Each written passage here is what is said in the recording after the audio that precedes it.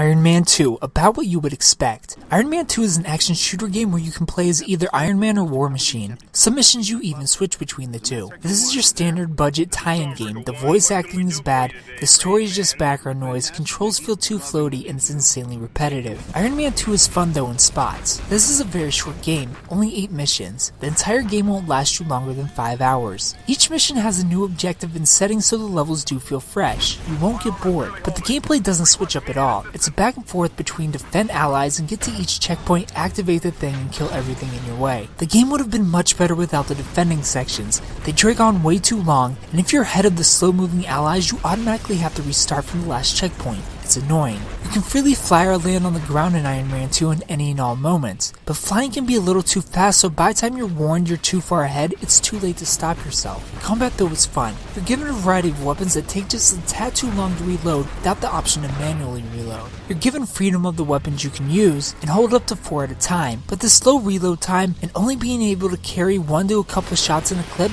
handcuffs you into using a quicker weapon that does less damage in one of your slots. Iron Man is also given a bonus chest blast attack, but both War Machine and Iron Man have a special Fury move that either brings out a gun that does insane damage or makes you invincible. I honestly never really use this because the game does a poor job of explaining it. You're told it's there, but there's no explanation of when you can use it, or some sort of indicator that sticks out to tell you your meter is full. There is an indicator, but it matches the color of your health, which leads you to having to actively look for it if you're curious. Poor design for a game where taking your eye off an enemy can lead to your death. At the end of every mission, you're rewarded with points to spend on weapons and upgrades, and you can also be rewarded with the suit of Iron Man's past that you can freely wear in-game. Iron Man 2 is fun at times, completing the objectives, finding what I'm looking for in buildings, blasting at enemies while exploring the land. It has its moments. It's just a shame that these moments only make up about 30% of the game. The rest of it is a drag. With there being nothing here but a mind-numbing time, no good story, no real level design, there's no reason to ever play this game. Well, maybe for trophies. For what it is, an action game, 5 out of 10.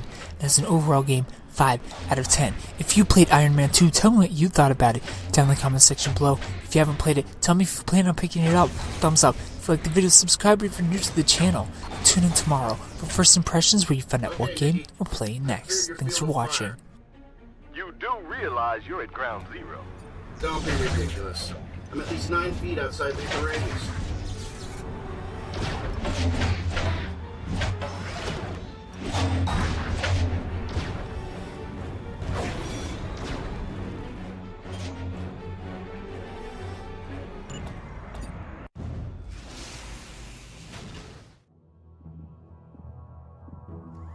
Stark, can you hear me?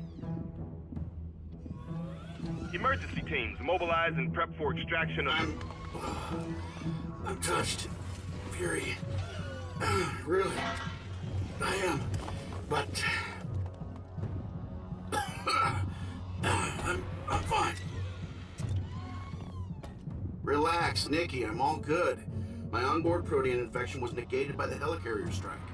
Of course, I might be wrong. Jarvis is still down. Snap to it, Stark. You sound punch drunk and in shock.